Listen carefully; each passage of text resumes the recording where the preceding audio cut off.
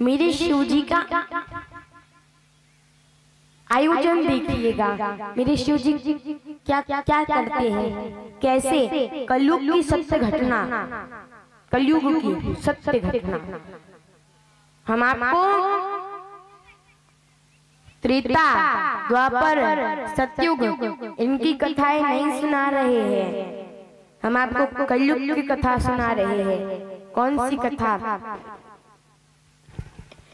पति पत्नी रहते थे, तो पति ने सोचा कि यहाँ से थोड़े दूर पर एक मंदिर खंडर सा बन गया है, उसमें कोई जाता नहीं आता नहीं है, कोई नहीं कुछ कर पाता, तो एक काम करता हूँ वहां का शिवलिंग उठा के मैं अपने घर में लेके आता और रोज पूजा करूंगा। शिव जी का वो भक्त बहुत बड़ा भक्त था, उसने उठाया, बीच में पंडित जी मिले। जब बीच में पंडित जी मिले, पंडित जी से पूछा कि पंडित जी मैं शिव जी को लेके जा रहा हूँ, क्या कुछ अपराध तो नहीं होगा? तो कहा अपराध नहीं, लेकिन पंडित जी कहते रोज भस्म चढ़ाना शिव जी को।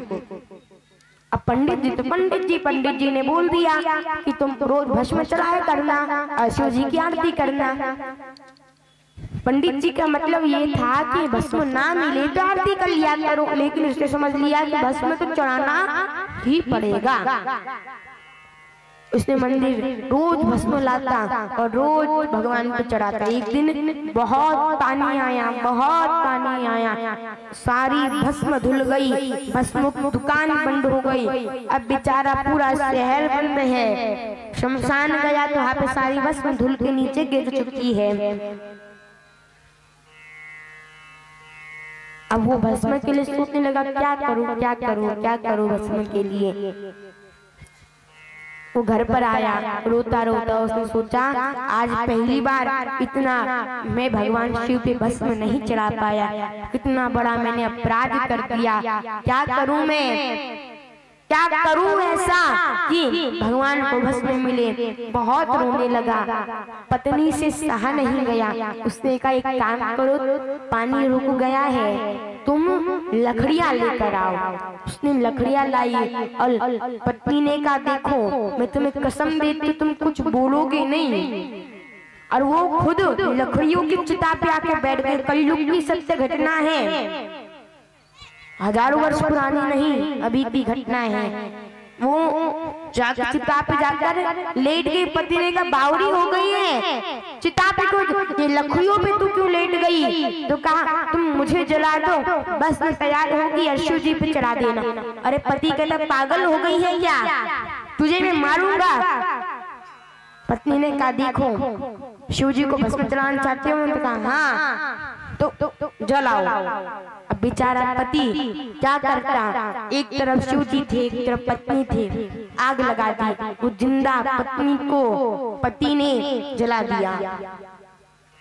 रोता रोता उसने भस्म उठाई, शिव जी पे चढ़ाई और कहने लगा अरे कैसा भगवान है, तूने मेरी पत्नी को छीन लिया।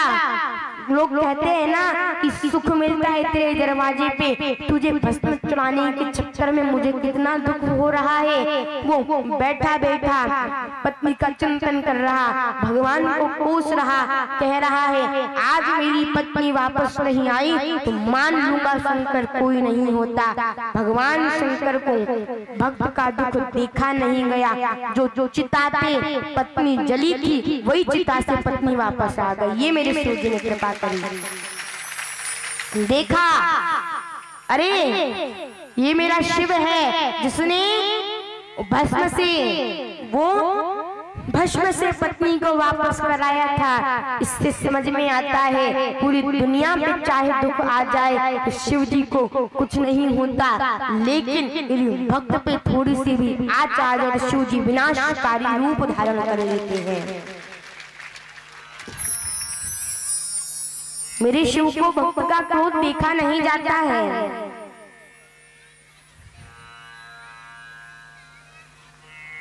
ये मेरे शिव जी की करुणा है, ये मेरे शिव जी की कृपा है।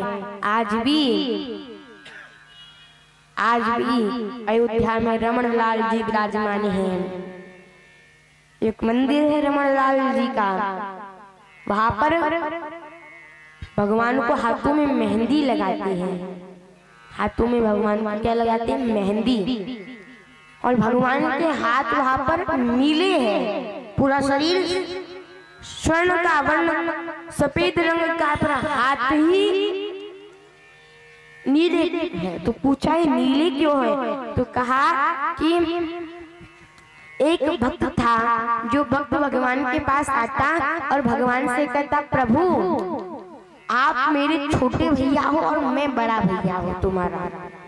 अब भक्त का भाव था, वो अपने आप को बड़ा भैया समझता था और भगवान को छोटा भैया। तो कहा, देख तेरे पे कोई भी संकट आना ना, मुझे पुकार लेना।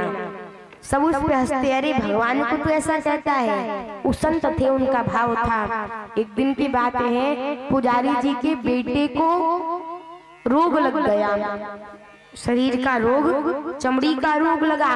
तो जो डॉक्टर थे उन्होंने एक दवाई दी और कहा, देखो संभाल के रखना, ये जहर का काम करती है, बस जहाँ जहाँ लगा है वही वही पे लगाना और आराम से रखना, तभी अच्छा होगा।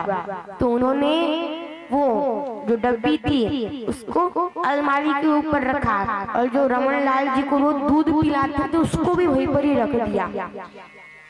उसने वो शक्कर डालते, शक्कर डालना चाहे, उन्होंने वो जहर मिला दिया गलती से।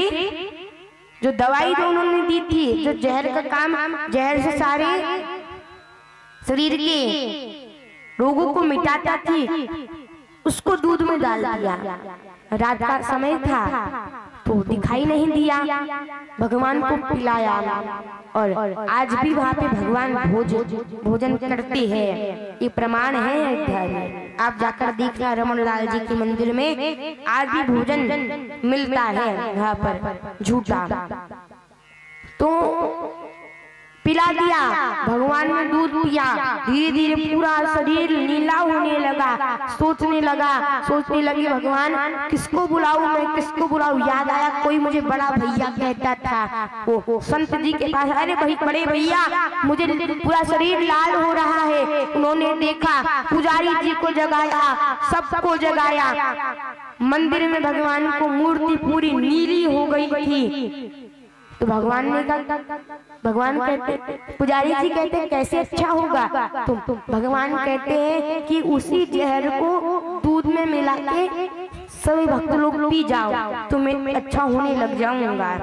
और आज सारे जितने भी भक्तों को पता चला था कि उनका शरीर नीले होने लगा था, तो सभी को पिलाया, नगरवासियों को पिलाया। नगरवासियों को कुछ हुआ नहीं, लेकिन उनका शरीर तो सफेद हो गया सब पीने के बाद, लेकिन हाथ बचा रहा।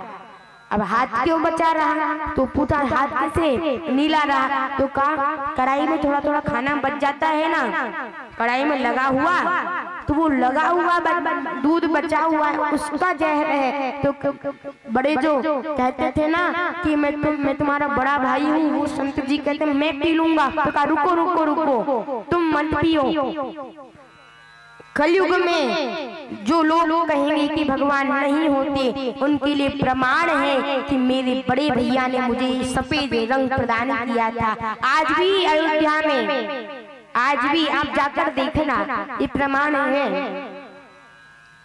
विश्वास नहीं होता तो अयोध्या में आज भी रमन लाल जी विराजमान है। उनके हाथ पे मेहंदी लगाई जाती है जिनसे उन्हें कष्ट ना हो। ऐसे भगवान जो कलयुग में भी लीला करते हैं, एक वो ही तो शंकर है जिसने कलयुग में सभी भक्तों को सुख प्रदान किया है, दुख काटा है, वही तो मेरा शंकर है।